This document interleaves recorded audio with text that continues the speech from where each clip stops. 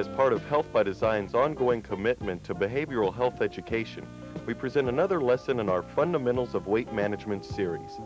Here's the Medical Director of Health by Design, Dr. David Player. Hello, I'm Dave Player. Welcome to Health by Design. Most of you have probably come here for a weight loss program, and as I usually say when we begin this course, which is called Fundamentals of Weight Management, I tell people that you're really not here for a weight loss program. If you are, you're probably in the wrong place, that this is really a fat loss program. And there is a gross difference in all of us between fat loss and weight loss. And this particular lecture, which is sort of an overview of body composition, will try to convince you that all that we weigh is composed of various different parts, and that weight loss may not be what some people need. Now, none of us think very much about it, but our bones have weight, our muscles have weight, our fat has weight, water in our body has weight, and most of us don't think very much, how much do my bones weigh? We just think, well, I'm too heavy. And of course, what most of us mean by that is that I'm too fat. But in truth, as I'll go on to point out during this lecture, it isn't always fat that has weight. And many people are light and fat, and there are some other people who are heavy and not fat. And part of the problem from all of this comes from the fact that we haven't had very good tools over the last 50 years to measure how much of our body is muscle or bone or fat, or water for that matter. You and I just go get on the scales, and whatever gravity shoves us into the floor, we call that our weight. And we assume that when we gain weight that we've gained fat. And of course that's not really true. The other part of this, of course, is that we're really managing a condition that's called obesity. And to begin this, I usually like to define obesity for people, because obesity is kind of a greasy word, and it's kind of a lousy word, and none of us like to think of ourselves as being obese. But obesity, to me, happens when people get to enough body fat stored that they begin to get ill, that they begin to get diseases from it. And of course, we know that in this culture, the two principal diseases that people get from storing too much body fat are diabetes and high blood pressure. They probably account for 70 to 80% of the things that internal medicine doctors see patients in their offices for. And then, of course, there are orthopedic problems, and there are emotional problems, and all sorts of things that happen when we store too much body fat. Now, for purposes of this discussion, I'd like to begin by drawing a little man, and you'll note that Player likes to draw little men who have different compositions and different components. And both in this lecture and in the third lecture of this course, which is more a discussion of salt and water, you'll see me drawing little men who look like tanks. And this little man is not meant to look like any of you who are sitting out there. It sometimes looks a little bit like I feel like I look, and we'll give this guy a few facial characteristics and so forth. Now, almost all human beings, as it turns out, are made up of two kinds of tissue for purposes of this discussion. Now, first of all, I'd like to think of us as having tissue that we call lean tissue. And lean tissue are our internal organs, our muscles, and our bones. And everything that isn't lean tissue then ends up being fat tissue. And most people who come to an obesity clinic have more of the fat tissue than they'd like. And I'll sort of draw some wings on this guy. Now, the disease obesity, as I said, where we begin to get sick from having too much body fat, begins at certain levels of fatness relative to the weight of this whole little man. And for purposes of this discussion, I'd like to think that for women, that fatness is somewhere around 29 or 30% fat by weight. And for men, it's in the neighborhood of 27% or 28% fat by weight. So if you're a woman and you weigh 200 pounds and you have more than, say, 55 or 60 pounds of fat, then you would begin to be vulnerable to diabetes and high blood pressure and orthopedic problems and all of these things that human beings get. Now, if you go to to a great wellness center, a place where we do physical exams like the Cooper Clinic in Dallas, the Houstonian in Houston, or I think Health by Design, the other side of the hall in this building, where we do exams on executives from various companies, you'll be told that an optimal percent body fat is around, let me put down optimal here, optimal is around 20 to 23% fat for women and around 15 to 18% fat for men. Now there's obviously a broad range between this 20 to 23% range and up to 30% fat, and this 15 to 18 for men and 27 to 28% where obesity begins. There's a range of what we would consider to be normal. And of course, then there's a range where people are not sick from having body fat stored, but they nevertheless have more fat than they should have stored. And it's in that range that most of the people that you and I see out on the street reside. And most people who come to an obesity program like this, thinking that they need to lose weight, are somewhere in the range of, say, 35 to 45% fat by weight.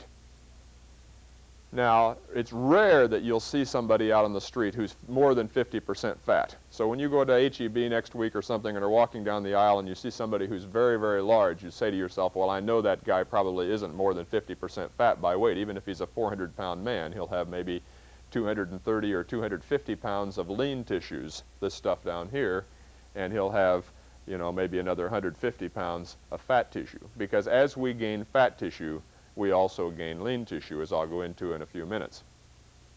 So our goal in this program would be to maintain adequate nutrition and to have optimal nutrition to maintain these lean tissues in the same weight and the same amounts as you started with, and to get rid of the wings, if you will, from this person.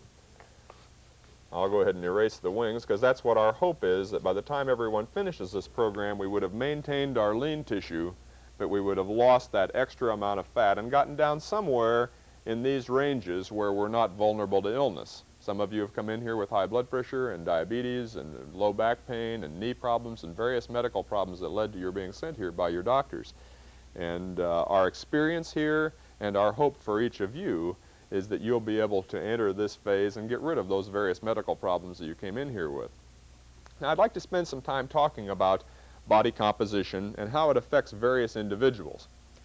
Now, the first person I usually like to talk about is Herschel Walker, who is heavy but is not very fat. A few years ago, he was weighed in an underwater tank, at least I read this in a journal, and he was, I think, 6'2" and 220 or 25 pounds, and he was 2% fat.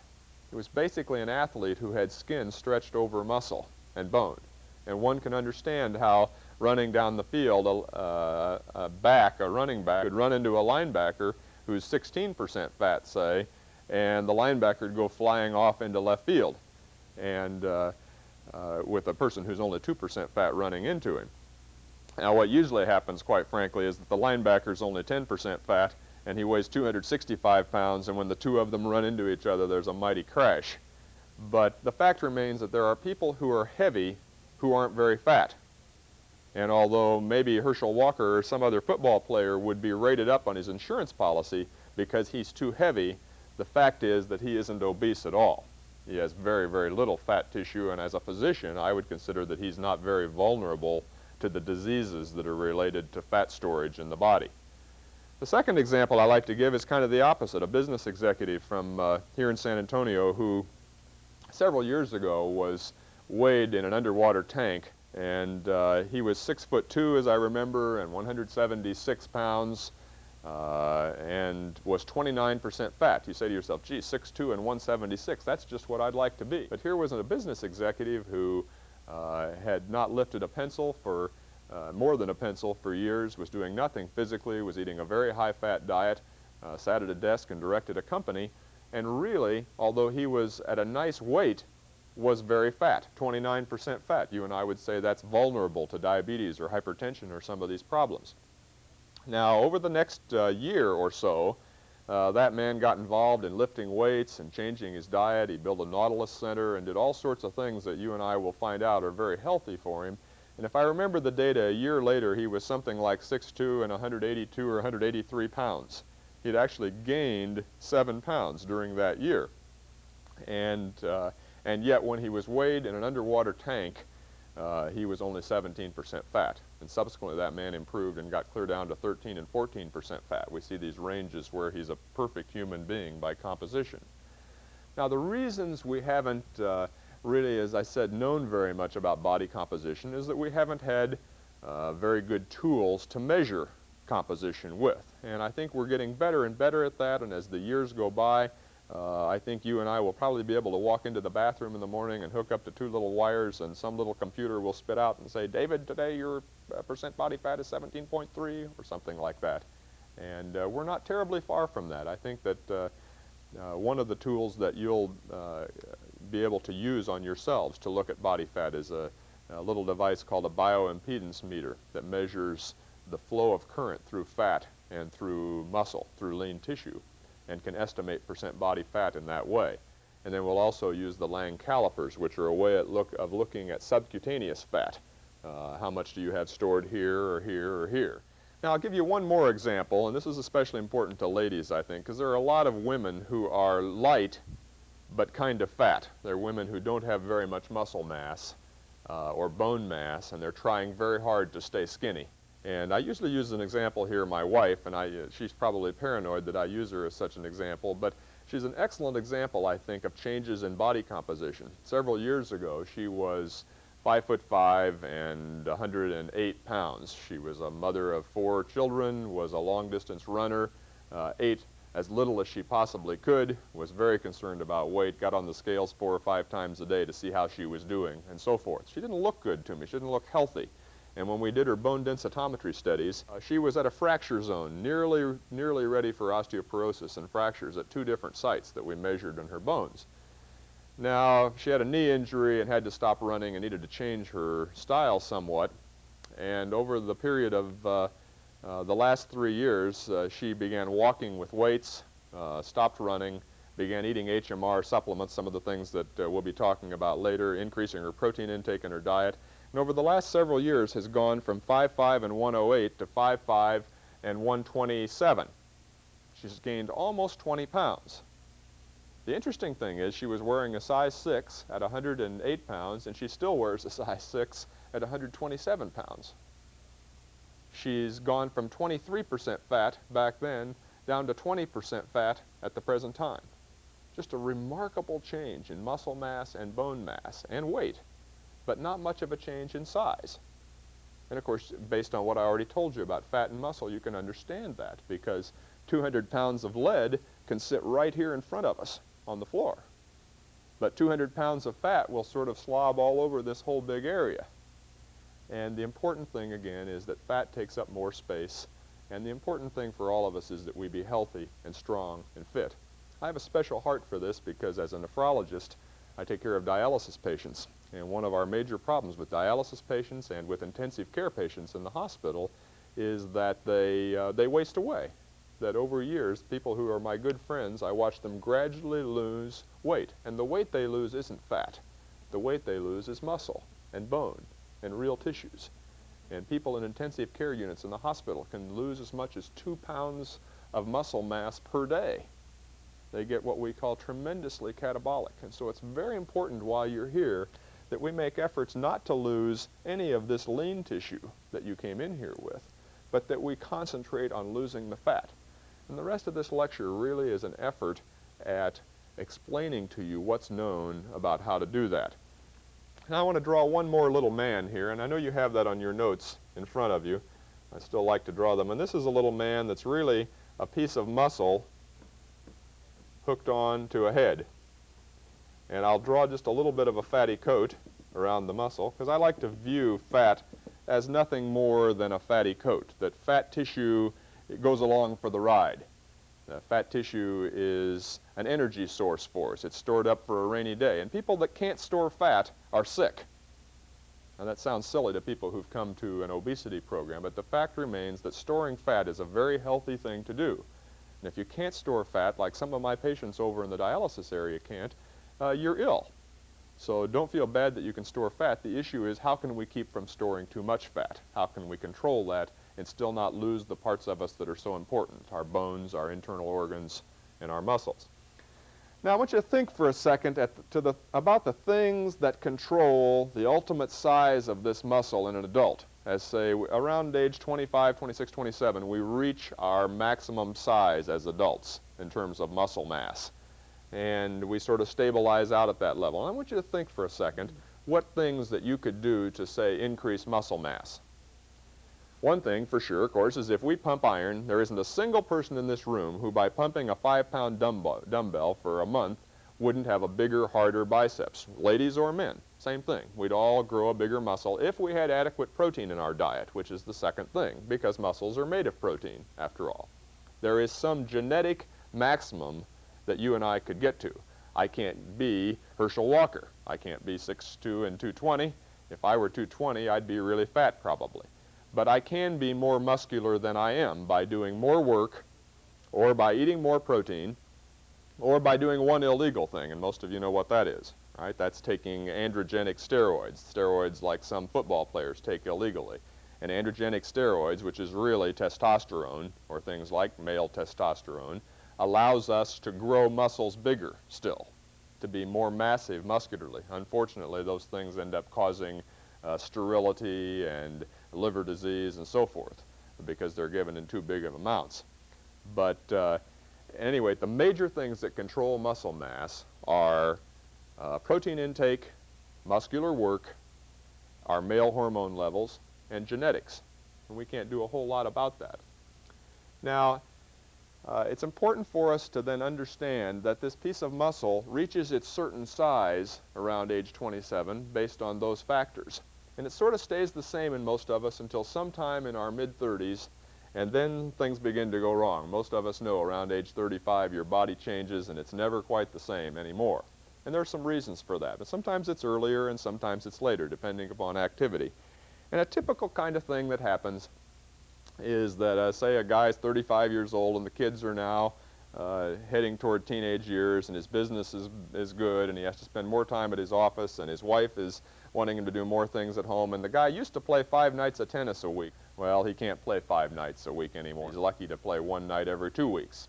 Well, what happens to that muscle mass when the guy drops off his activity? Well, of course, he doesn't need that much muscle mass anymore, so he begins to lose it. Now, it's very interesting how that happens. It's said that the average 35-year-old man in America loses a ½ a pound of muscle mass a year after age 35 and replaces it with 2 pounds of fat. One could see how this little guy gets grossly distorted by the time he's 60 years old. It's very threatening to me to think that I've been losing a ½ a pound of muscle mass for the last 7 or 8 years. And I don't think that has to happen. There clearly are 75-year-old guys who are strong and very fit.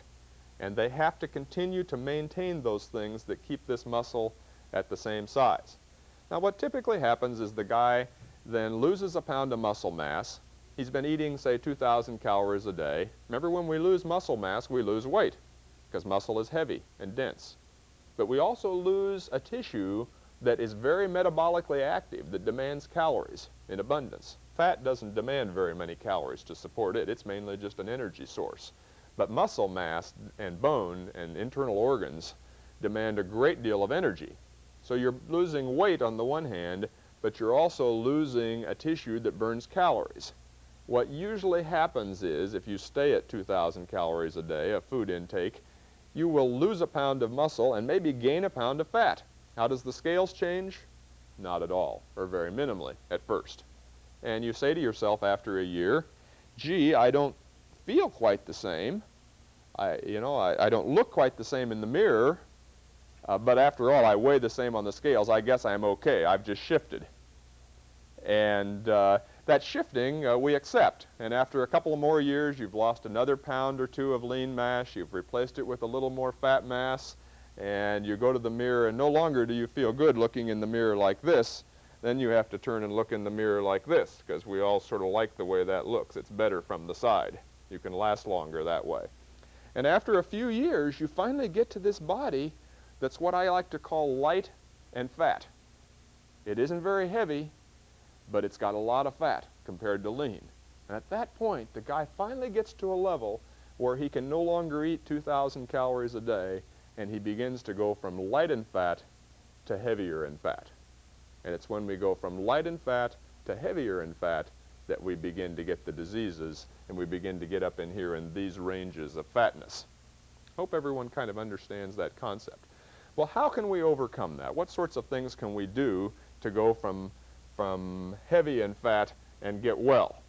Because what typically happens on an American diet, you can imagine already. The guy gets up here to heavy in fat, goes in and sees his doctor. The doc says, Bill, your blood pressure's a little big. I can give you these pills or you can lose some weight. The guy says, gee, I think I'll lose some weight. So he goes on Dr. Schmatz's diet or whatever famous diet it is, you know, grapefruit and 2 sprouts a day or something like that, and the guy begins to lose weight. Now, he doesn't know whether he's losing lean weight or fat weight. He doesn't really care. He's losing weight. And what typically happens is the guy may lose as much as 30 or 40% of the tissue that he loses is lean tissue, and the rest of it is fat. And he gets on down from heavy in fat to light in fat again. Well, how many calories does a guy who's light in fat burn per day? Well, almost none. He has this little tiny muscle mass that doesn't burn very many calories anymore, and when he tries to go back out in the world and eat the way everybody else does, what happens? Bingo. He begins to put on weight very rapidly, and after about 15 or 20 pounds and doing that several times, the guy finally despairs and says, heck with it, I'm just going to live in the world and do the best I can and be fat. And he goes back to heavy in fat, and this yo-yoing goes on through much of adult life as we try to avoid the diseases of obesity. Now, what can we do to keep this muscle mass the same while we're on a diet? It's been well studied in surgical research laboratories, and from the University of Chicago, the University of Minnesota, from various West and East Coast laboratories, that we know now exactly how much protein a human being needs, an average human being needs per day to keep this muscle mass constant. And I'll draw you a curve. Basically, as in everything in life, it's sort of a bell-shaped curve that the average human being needs about 0.8 grams of protein per kilogram body weight per day to keep this lean mass constant while he's on some kind of diet. Now, we know our protein foods in this culture. They're mixtures of fat and protein together. They are dairy products, eggs, meats, and many vegetables. Now, if a person gets 0.8 of a gram of protein per kilogram body weight per day, he will be able to keep his lean mass fairly constant. Now, remember, that's a bell-shaped curve. A few people need 1.0 grams per kilo, and a few people need 0.6 grams per kilo. But the average one of us needs 0.8 of a gram per kilogram. Remember, a kilogram is 2.2 pounds, so you can do the division and find out how much protein you need. For an average woman, that calculates for most of you to be somewhere between 50 and 70 grams of protein per day. And for the average man, it's between, say, 60 and 100 grams of protein per day. And one can figure out then from that how many calories of protein a human being needs to stay fairly constant. Now, mind you, we're only talking about keeping this lean mass constant. We're not talking about allowing it to go do something, to run up and down a football field. We're talking about keeping it at a constant weight, allowing all of your enzyme systems, your thyroxine and your insulin and your ADH and all these peptide hormones to run at their optimal levels. If you and I don't get that much protein per day, we basically waste away on a diet. And that experiment has been done for years in Biafra and Ethiopia and places like that where people starve to death, and it's done to a lesser extent over in the hospitals where I work, not on purpose, but with people who are so sick that they lose muscle mass very, very constantly. So we must have that much protein per day to keep this little piece of muscle at the same size. Now, if we get more, let's go on to a separate concept now. To keep the body at exactly this same size, if I want to stay at my 195 pounds, we've had to also look at what are the energy requirements of the whole man, not just to keep his protein and his lean mass constant, but what does a human being need to stay right at this size, so that a year from now I'd still be 195 pounds and still have X pounds of lean mass. Well, that's been studied too, and it turns out, and we call those factors here in this clinic, that the average woman needs about 8 times her body weight in calories per day to stay stable. And the average man, I'm running out of room here, the average man is about 10 times his body weight in calories per day to stay at that same weight.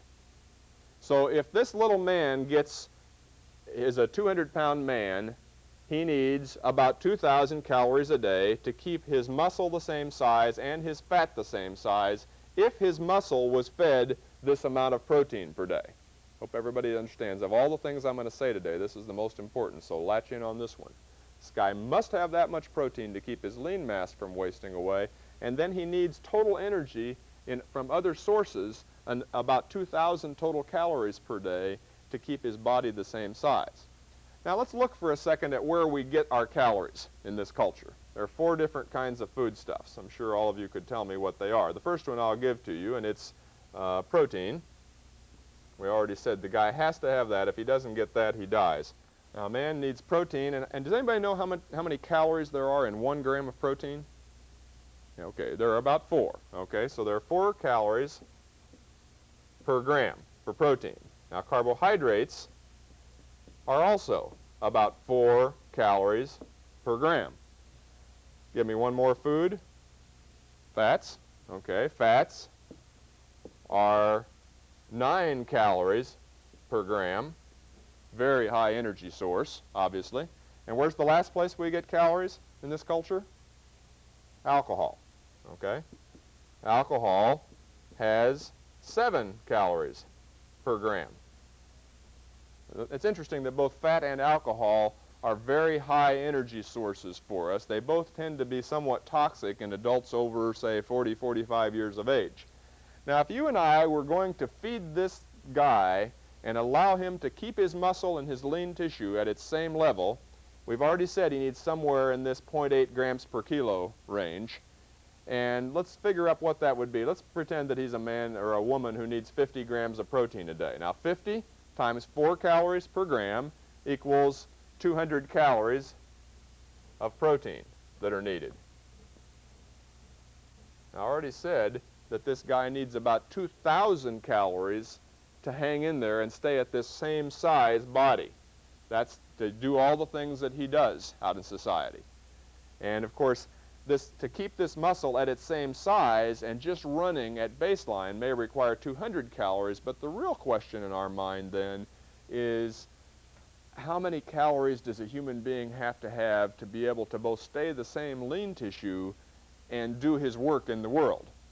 And that, of course, makes a difference as to whether you're a football player or whether you're a stevedore or whether you're sitting behind a desk in an office, whether you're stressed out or whether you're not stressed out. And we'll get into that sort of thing in other lectures, because stress grossly changes how much protein somebody needs per day without changing how many total calories they need per day. Okay, now, so we need 200 calories of protein based on this 50 grams per day. We're probably not going to eat alcohol as a source, because alcohol messes up liver enzymes and it's a very high calorie item. We're probably not going to eat fat as the extra energy needed to run the system. So you look at where the energy has to come from then to run this system, and it has to really come from carbohydrates. Now, carbohydrates have received kind of a bad rap, but carbohydrates are really kind of good food. And carbohydrates really come in several forms. One of them is simple sugars, the things like candy and things that you and I would eat. Right now in vogue, and probably better for us, are carbohydrates that are slowly metabolized and released more slowly from our bowel, and those are called complex carbohydrates. And in general, they are foods like pastas and cereals and fruits and vegetables, things that you and I kind of like. There's a little protein in vegetables, there's a little oil in vegetables, but by and large, those foods are our complex carbohydrate foods. Now, ideally then, we'd like to get 200 calories worth of protein from somewhere, and we'd like to get as much carbohydrate in or as little in as we could and still run the system if we were going to use up some of this fatty coat for energy. Now, it turns out from lots and lots of human studies done over the years that most human beings feel pretty good on between 500 and 750 or 800 calories a day of total energy, meaning that if they needed 2,000 calories a day to stay at this same size, and they were able to eat 700 calories per day or 800 calories per day, that they would be in a deficit of well more than 1,000 calories per day. Now, does anybody know what 1 pound of stored fat is in calories? Anybody ever heard that? 1 pound of stored fat is 3,500 calories. That's a lot of calories. But if one were going to use up an extra 1,200 calories a day of this body fat, of course it wouldn't take too long before you'd lose a pound of fat. And that's why it's been important for us to figure out how many total calories a human being needs per day to survive. I hope you all understand that the critical issue is he must get this protein at this rate. And after he gets that, he needs another 300, 400, 500 calories a day of carbohydrates to be able to run his machinery out in the world as an outpatient. Now, what kinds of foods allow us to do that? Well, it turns out if you and I go up to H-E-B or some grocery store and look for such a food, we could get there in time getting that kind of protein and that kind of carbohydrate in, but it would be kind of tough. You'd have to take multiple foods and we'd have to work at it fairly hard. And there really, as far as I know, isn't any perfect food that you and I can go up to the store and buy that allows us to do these things that I've been pointing out. And it's frustrating for all of us in general to get the amount of nutrition we need as protein. We end up getting with it a bunch of baggage, as I call it, that's fat. I want you to think about that for a second, that our major protein sources in this culture are mixtures of protein with fat. Eggs, dairy products, meats, vegetables to a lesser extent, but our major protein sources all have fat with them. Now, to get the amount of protein that we need per day, to not be hungry, and to keep our muscle mass constant, we often get so many calories extra because we're mixing the fat with the protein that we're well over what we need, and when we're over what we need, a healthy guy will store fatty coat around his muscle. Does everybody understand that? It's a very interesting concept, and I think it's one of the major reasons in this culture that we are becoming fat. Two things have happened. Number one, remember back at the turn of the century that an average man burned somewhere around 3,200 calories per day being alive. The average man in this culture burns about 1,800 calories per day. Average woman used to burn around 2,700 calories per day, and now she only burns 1,450 or 1,500 calories per day. Tremendous drop-off in energy expenditure per day. Now, at the same time, we're a culture who has excellent access to protein, but all of our protein sources are mixed with fat and oil, which have a large number of calories. You see the dilemma? We're going to get our protein because we need it to be strong and to be healthy, but with it we're going to get some luggage that we don't really want. And it's very frustrating. I usually like to use the example of meats. If you take 1 ounce of several kinds of meat, 1 ounce of fish here, 1 ounce of chicken, 1 ounce of beef, and 1 ounce of pork. Over here, with the fish, you have 25 calories an ounce, chicken is 50 calories an ounce, beef is 100 calories an ounce, give or take, and pork is 125 calories an ounce. What's the difference? Well, the fish is almost pure protein. If you put them in a squincher machine and look what comes out, you get this little white pile of protein and a little tiny jar of oil with it. You go to the chicken and you get the same little white pile of protein. It's always 6 or 7 grams of protein for each ounce of meat. So you still get the same 6 or 7 grams of protein, but now you got a little bigger jar of oil with it in the chicken. Then you go over to the beef at 100 calories an ounce and you get the same little white pile of protein, but the jar of oil is getting bigger. And finally with the pork, the jar of oil is much larger. You see the dilemma? We all end up getting our same amount of protein, but we get it with luggage. And you and I don't worry about that when we eat. We just shove it down the hatch and whatever goes down, goes down. But that's how people have become fat.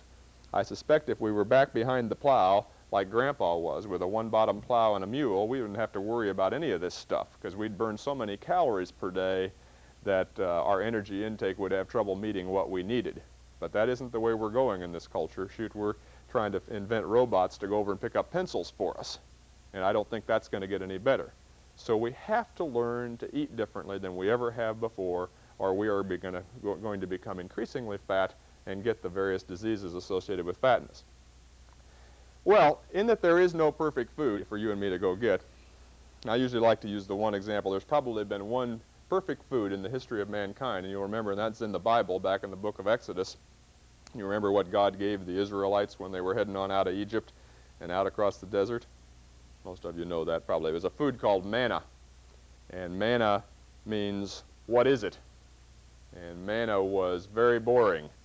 And the people bitched and moaned about their manna and wanted to have quail and garlic and other kinds of stuff. And God finally gave them those things.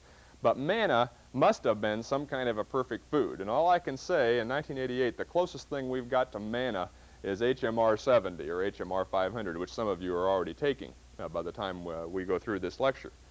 And HMR 70, HMR 500 are products that were developed by a company back in Boston that allow you to get protein without fat with just enough carbohydrate to feed the system to a level that it feels good.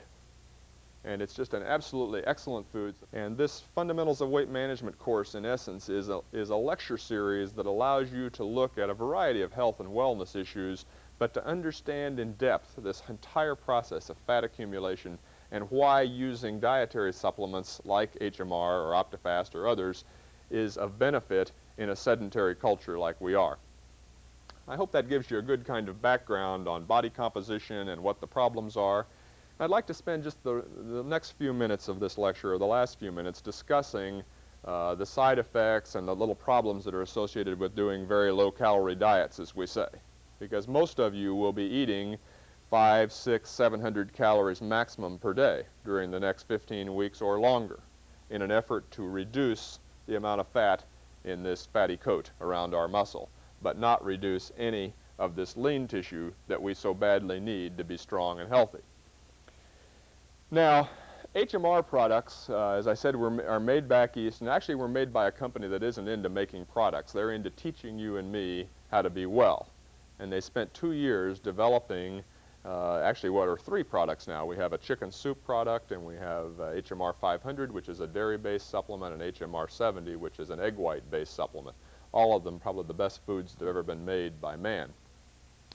Now, one of the problems with HMR 70 and HMR 500 is you'll look at your box, 5 packages of those a day have less than 1 gram of sodium in them. Now, sodium is the most ubiquitous cation in our body. It's dissolved in our water of our body. It's very, very important to us.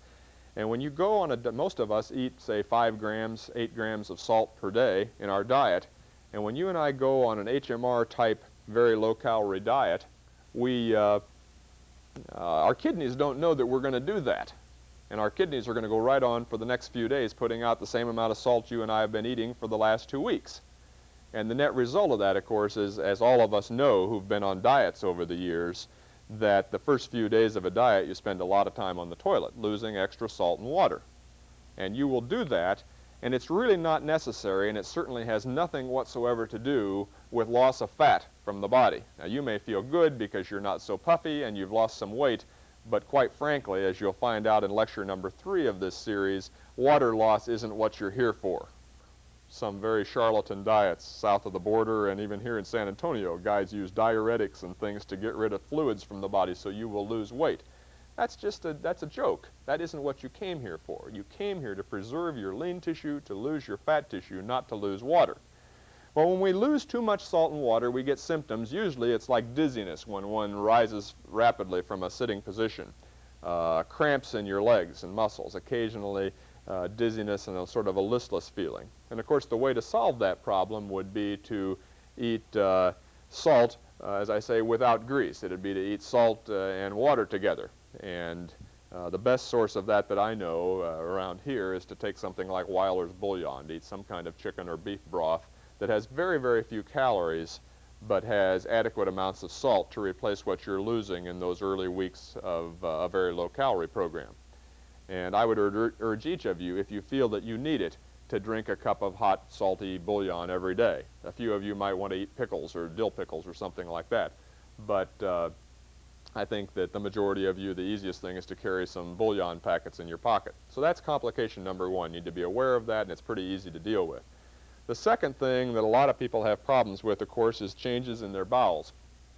And that makes good sense because most of what we have a BM with is fiber stuff that comes in our foods. And this is a very low fiber diet, of course. You're using a very low residue diet. And of course, when one has very low fiber, then you're more likely to get constipated. A few people do not, but the majority of people, I would say, would have a little decrease in stool frequency and volume.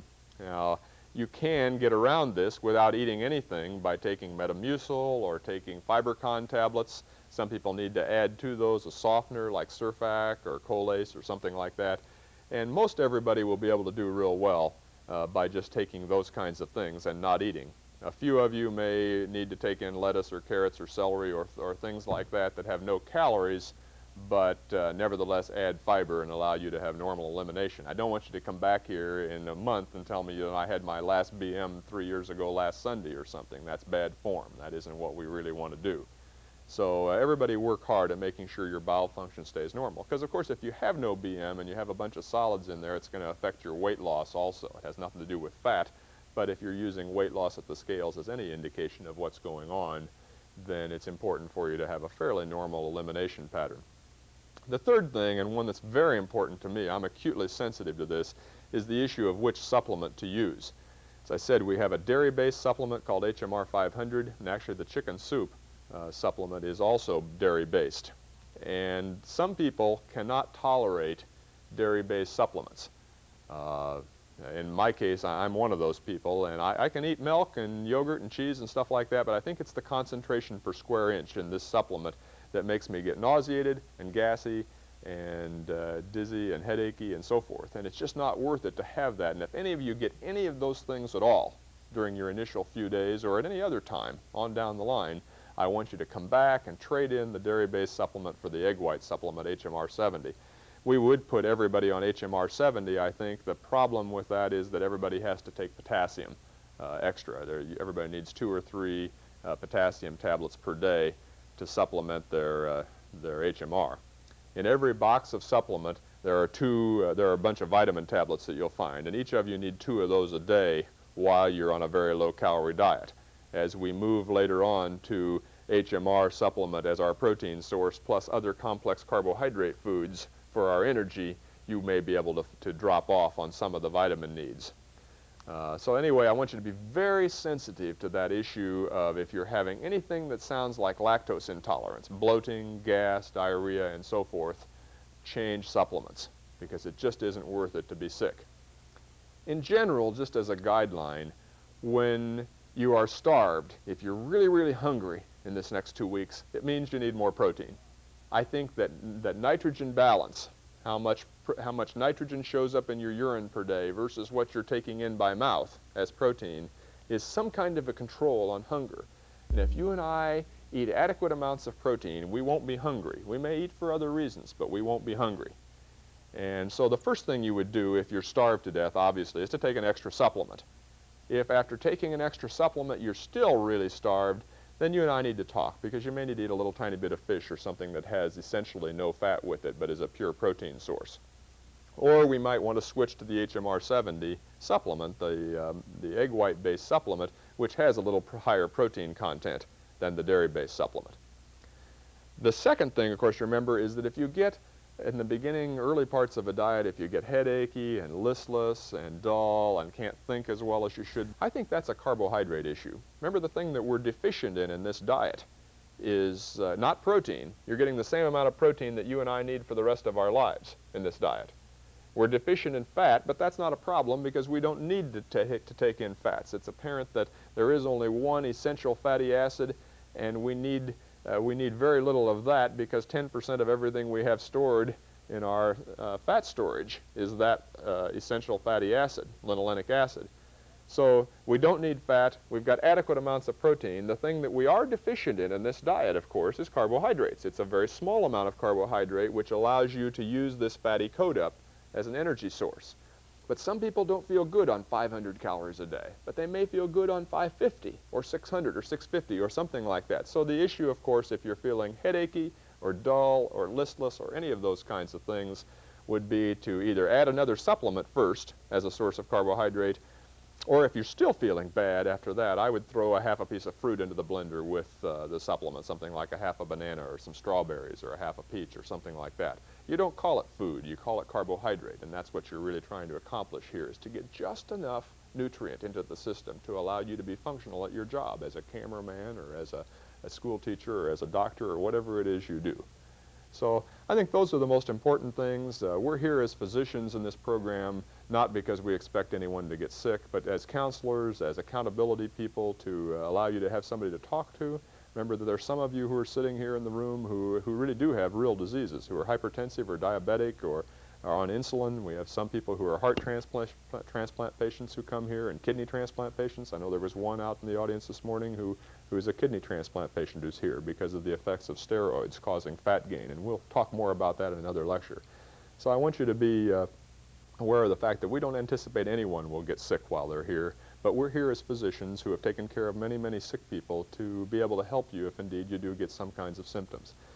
I think that's the most important things that I had to say today. I hope you have a good concept of body composition, the need of the body for protein to maintain its lean mass, the caloric needs of the whole body to stay at the same size, the need to lose the fatty coat to prevent diseases of various kinds. And it's important also that you come to the behavioral small group sessions, the contact sessions, because they're so important for developing understanding peripheral to this lecture. I'll see you next week. Thank you very much.